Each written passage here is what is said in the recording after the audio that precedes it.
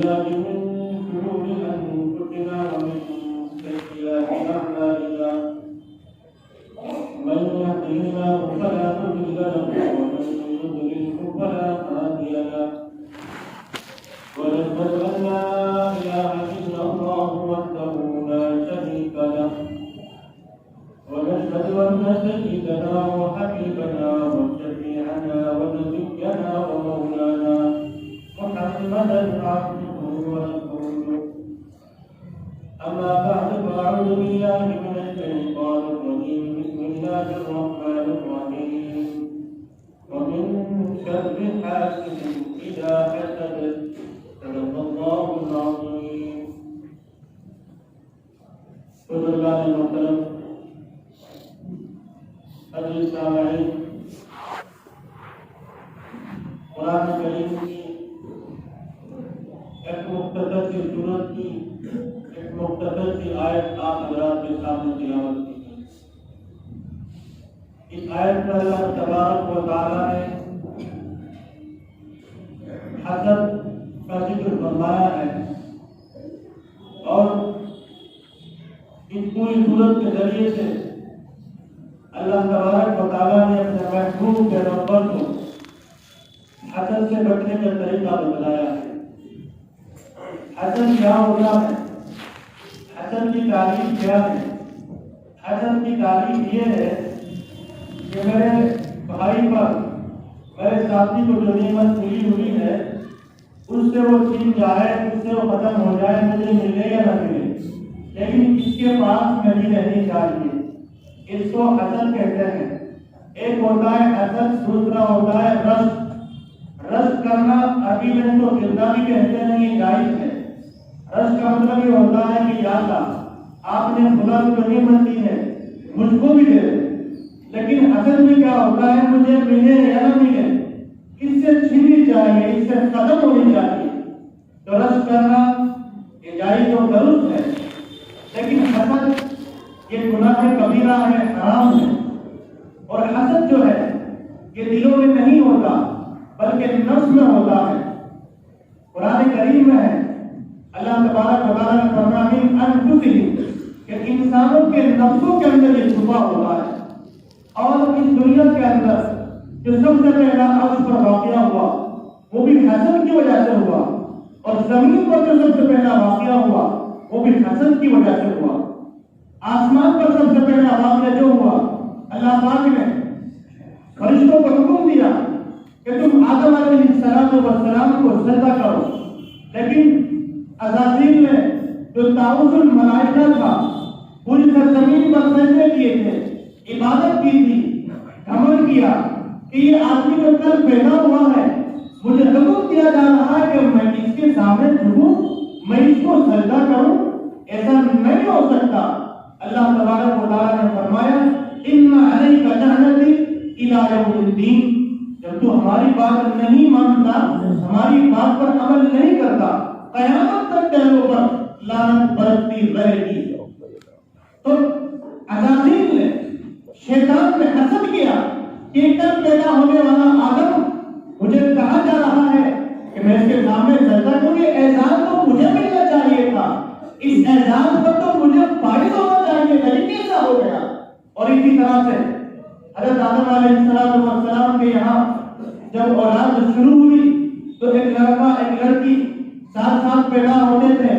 پہلے والے لڑکے کا دوسرے والی لڑکی سے اور دوسرے والے لڑکے کا پہلے والی لڑکی سے نکاح ہوتا تھا.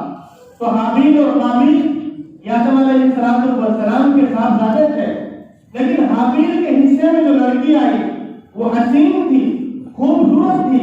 قابیل یہ چاہتا تھا کہ میرے حصے میں آنی چاہیے تھی، اس پر تو میرا حق بیٹھتا ہے کہ حابیل کے حصے میں کیسے چلی گئی، ایسا نہیں ہو سکتا. یہاں تک کہ اس نے دھمکی دی لئن بسطت الیہ لتقتلنی ما انا بباسط کہ میں تجھے قتل کر دوں گا اگر تو نے اس کے اوپر اپنا حق جتایا. لیکن انہوں نے فرمایا انی اخاف اللہ رب العالمین، اگر تو مجھے قتل کرنے کی کوشش کرے گا، میں اوپر اپنے ہاتھ کو دراز کرے گا، میں اللہ سے ڈرتا ہوں، میں یہ کام نہیں کروں گا.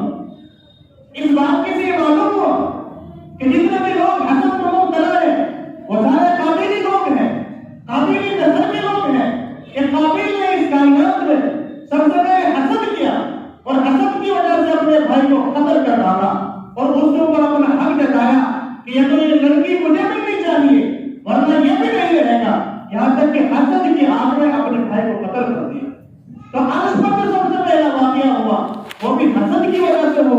فرش پر سب سے پہلا واقعہ ہوا وہ بھی حسد کی وجہ سے ہوا۔ اللہ کے رسول صلی اللہ علیہ وسلم جس زمانے میں مبعوث ہوئے عرب کے اندر یہود بھی تھے اور نصارہ بھی تھے اور مشرک بھی تھے، تین قوم آباد تھی۔ یہود جو ہے وہ پڑھے لکھے تھے، نصرانی جو ہے ان کے پاس اقتدار تھا، حکومت تھی، قوت و طاقت تھی، اور مشرک جو ہے وہ اپنی خود پرستی کے اندر مشغول اور مصروف تھے۔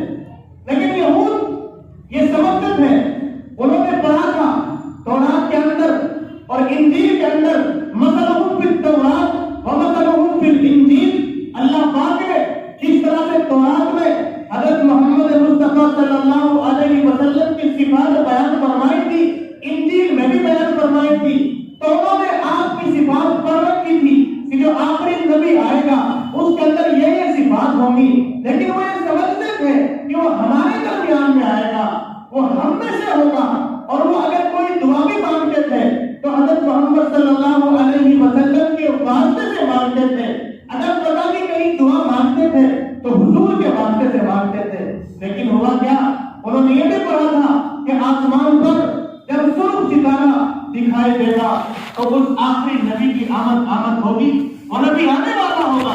جب سرخ ستارہ آسمان پر نظر آیا تو ان کی بستیوں میں شور ہو گیا، ہلبلا ہو گیا، ہلبلا مچ گیا۔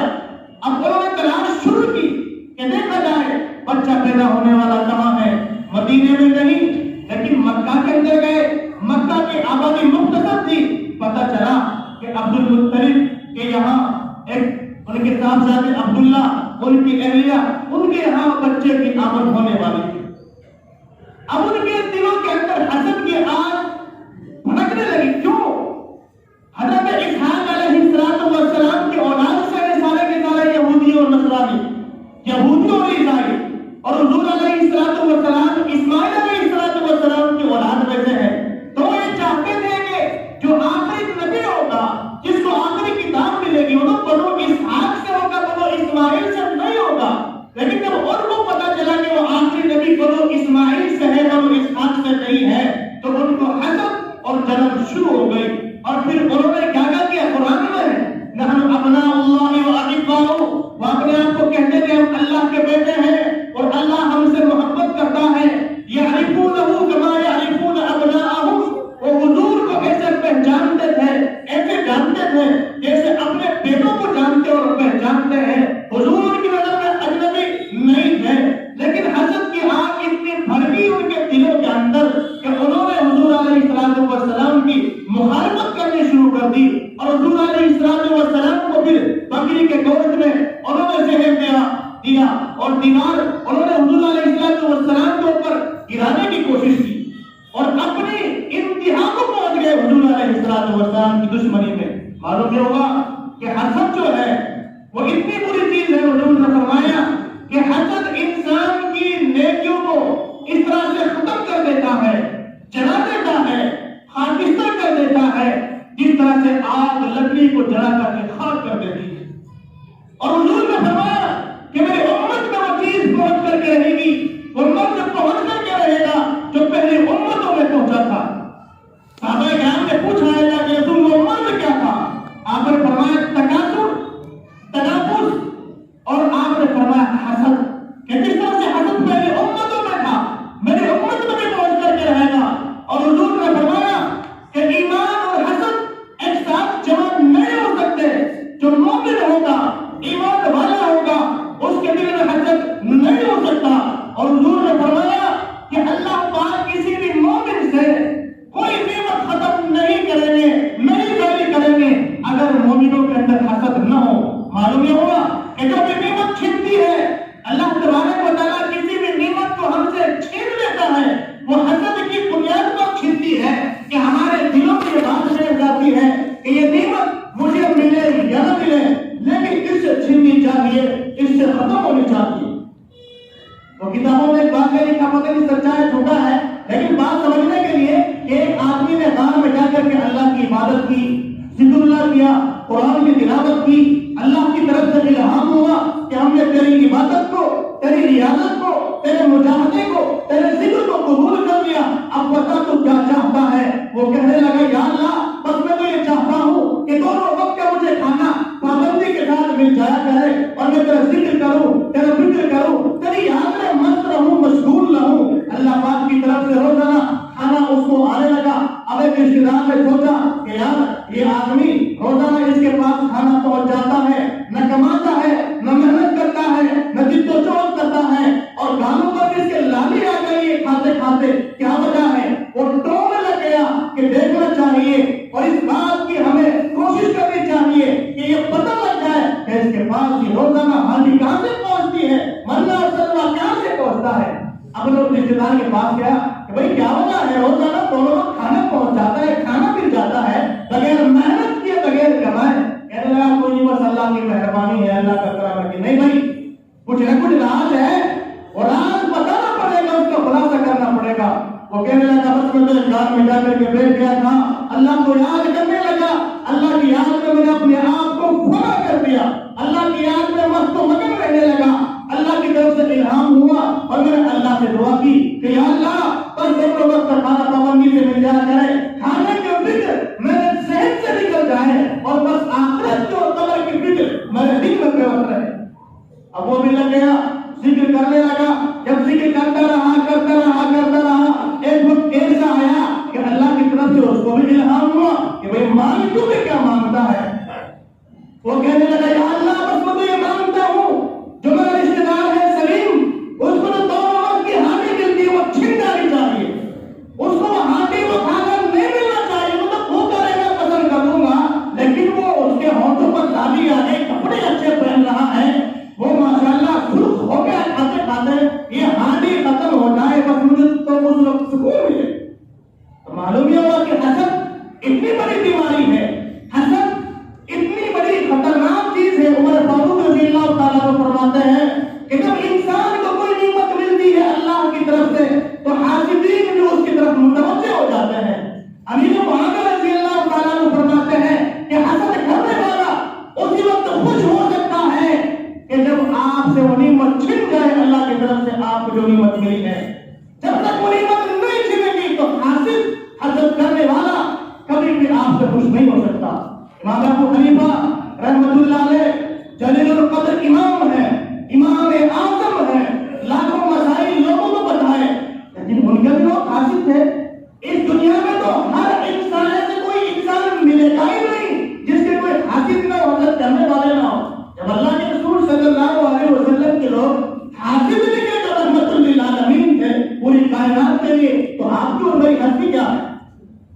امام اعظم ابو حنیفہ رحمۃ اللہ علیہ سے لوگ حسد کرنے لگے اور لوگوں نے پلاننگ کی کہ ایک آدمی جب گھر جاتے ہیں اپنے مدرسے سے تو راستے میں ایک خاتون بیوہ تھی، اس کا گھر پڑتا تھا اور چند لوگ اس گھر میں اکٹھے ہو گئے کہ تم اس ابو حنیفہ کو بلانا، آواز دینا اور جو کہنا کہ اس گھر میں ایک آدمی مرنے والا ہے، مرض الوفات میں مبتلا ہے، وہ کچھ وصیت کرنا چاہتا ہے لیکن میں وصیت سمجھ نہیں پا رہی ہوں، آپ ان کی وصیت سن لیجیے گا اور مجھے سمجھا دیجیے گا۔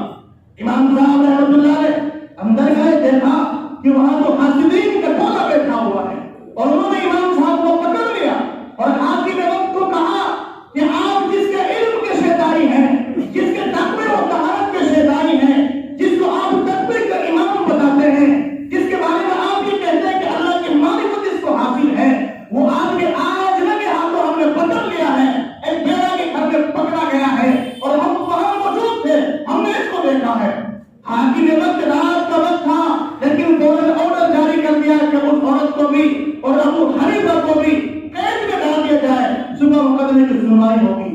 امام صاحب رحمۃ اللہ علیہ جب جیل میں گئے اور وہ عورت بھی چلی گئی، امام صاحب جوان العمر تھے لیکن تہجد میں مشغول، نافل میں مشغول، اللہ سے رو کر کے دعائیں کر رہے ہیں۔ وہ عورت بھی سوچنے لگی اگر یہ انسان غلط ہوگا، اگر یہ انسان قرآن و سنت کا ترجمان نہ ہوتا تو میں بھی جوان ہوں، خوبصورت ہوں، یہ بھی جوان ہے تو میری طرف یہ مائل ہوتا، متوجہ ہوتا، لیکن میں دیکھ رہی ہوں کہ ان حالات میں بھی اس کی توجہ اللہ کی طرف ہے، رجوع اللہ میں مشغول ہے، توبہ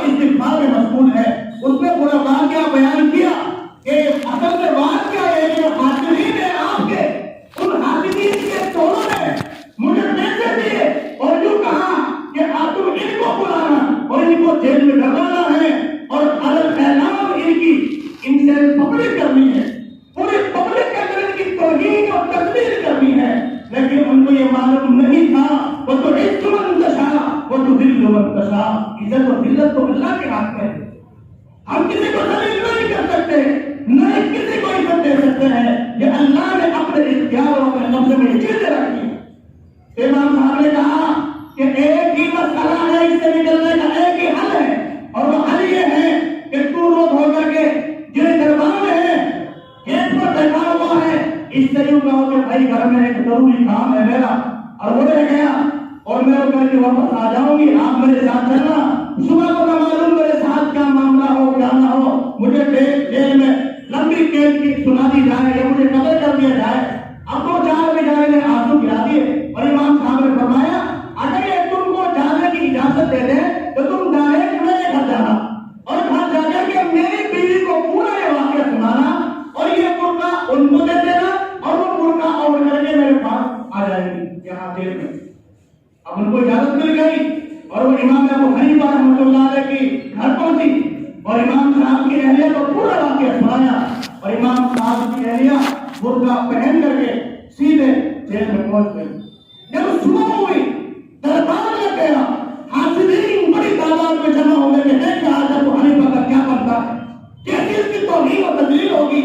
بڑے مسئلے بتایا کرتا تھا منبر پر بیٹھ کر، لوگوں کو بڑے باتیں سناتا تھا، بڑی قرآن کی تفسیر کرتا تھا، ہم سے مقابلہ کرنے کا تھا علم کا بنتی کا شور پر.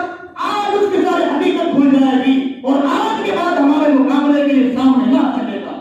جب دربار لگ گیا بادشاہ کا اور بادشاہ نے کہا ابو حنیفہ تیرے علم کا شوق تھا، چرچا تھا، دور دراز سے لوگ مسائل پوچھنے کے لیے آیا کرتے تھے، تیرے بارے میں تو یہ مشہور ہے کہ عشاء کی وضو سے فجر کی نماز پڑھتا ہے، رات کو تو سوتا ہی نہیں، اور تو نے کیا حرکت کی ہے اس غیر محرم کے ساتھ، اس اجنبی عورت کے ساتھ.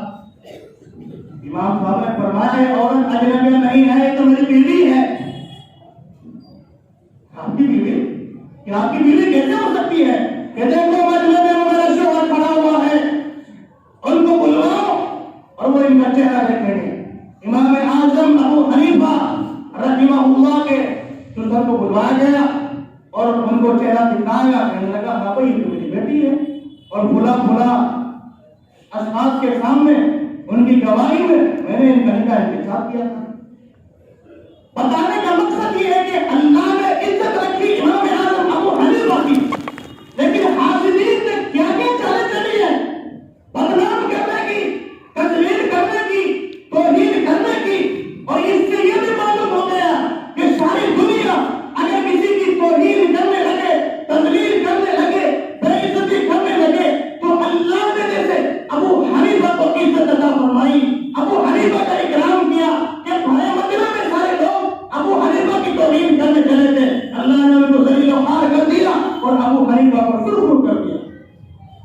اس لیے میں آخری بات عرض کرنے لگا ہوں، بڑی توجہ سے سننا. 3 عمل ایسے ہیں کہ انسان کی نیکیوں کو ختم ضائع کر دیتے ہیں. پہلی چیز شرک، لیکن اشرک کا لیحبطن عمل. اگر کسی انسان نے اللہ کے ساتھ شرک کیا اللہ اس کے اعمال کو ضائع کر دیتا ہے، اکثرت کر دیتا ہے، اللہ کے غضب کا معاملہ ہے. اور دوسری جگہ اللہ نے فرمایا لا ترفعوا اصواتکم فوق صوت النبی، تم نبی کے پاس آواز کو اونچی نہ کرو، بلند نہ کرو. لیحبطن عملک، اگر تم نے نبی کی موجودگی میں، نبی کی مجلس میں، نبی کی میٹنگ میں اپنی آواز کو اونچا کیا، اللہ پاک تمہاری نیکی کو ختم کر دے گا، حقارت اور بیکار کر دے گا. اور تیسری چیز حضور نے فرمائی کہ جو انسان حسد کرے گا کسی سے، اللہ پاک اس کی نیکیوں کو ایسے ختم کر دے گا جیسے کہ لکڑی آگ میں جل کر ختم ہو جاتی ہے. ہمارے پاس تو پہلے ہی نیکیوں کی بہت ہے، نیکیاں کہاں ہے ہمارے پاس، لیکن حسد کی وجہ سے وہ بھی نیکیاں جو ہم نے کمائی ہے محنت کر کے اخلاص کے ساتھ وہ بھی ختم ہو جاتی ہے. اس لیے حسد جو ہے اس کو چھوٹی بیماری نہ سمجھے، یہ بہت بڑی بیماری ہے. اس کو ختم کرنے کا ذریعہ کیا ہے؟ اس کو ختم کرنے کا ایک ہی طریقہ ہے، جس سے ہمیں حسد ہو جائے ایک تو اس کی تعریف کرے اور دوسرے اس کے یہاں ہدیہ بھجوائے. حکیم الامت مولانا اشرف علی تھانوی رحمۃ اللہ علیہ کے پاس ایک آدمی آیا، کہنے لگا اس سے خلاصہ مجھے بڑا حسد ہے، آپ اس کا علاج تجویز فرما آج تو ہدیہ لے کے جانا. وہ ہدیہ لے کر کے گیا, 2-3 دن کے بعد آیا, کہنے لگا کہ ہاں حسد کی بیماری بالکل ہی میری ختم ہو گئی, صحیح ہو گئی. اور تیسرا یہ کرے کہ اس آدمی کے لیے جس سے حسد ہے دعا کرے, یہ دعا ہی دوا بن جائے گی. اگر ہم نے یہ 3 کام کر لیے کہ ہم نے اس کی پیٹھ کے پیچھے جس سے حسد ہے تعریف کی, اس کی غیبت نہیں کی, اور اس کے پاس ہم ہدیہ بھی بھجواتے رہے اور اس کے لیے دعا بھی کرتے رہے, تو بتاؤ حسد بچے گا. لیکن عمل بڑا مشکل ہے. اس کی پیٹھ پیچھے تعریف کرنا, لاکھ 2 لاکھ میں خرچ کرتا ہے لیکن یہ کام نہیں کر سکتا. اور ہدیہ بھجوانا تو بڑا مشکل کام ہے. جب اسے تو میری آمنے سامنے کی ٹکر ہے, آمنے سامنے کا مقابلہ ہے, پالا کھینچ رکھا ہے اس کے ساتھ, میں اس کے یہاں ہدیہ بھجواؤں گا, کیسے ہو سکتا ہے؟ تو جب ہم یہ کام نہیں کر سکتے تو پھر حضور نے فرما دیا کہ حسد کی وجہ سے انسان کی نیکیاں ختم ہو جاتی ہیں, ضائع ہو جاتی ہیں. ایمان والے کے پاس حسد نہیں ہو سکتا, یعنی کہ ایمان اور حسد ایک ساتھ جمع نہیں ہو سکتے. جو مومن ہوگا وہ حاسد نہیں ہو سکتا. اگر دل میں حسد ہے تو پکا مومن, پکا ایمان والا نہیں ہے. اس لیے یہ بہت بری بلا ہے, اس سے بچنے کی دعا کرنی چاہیے. اللہ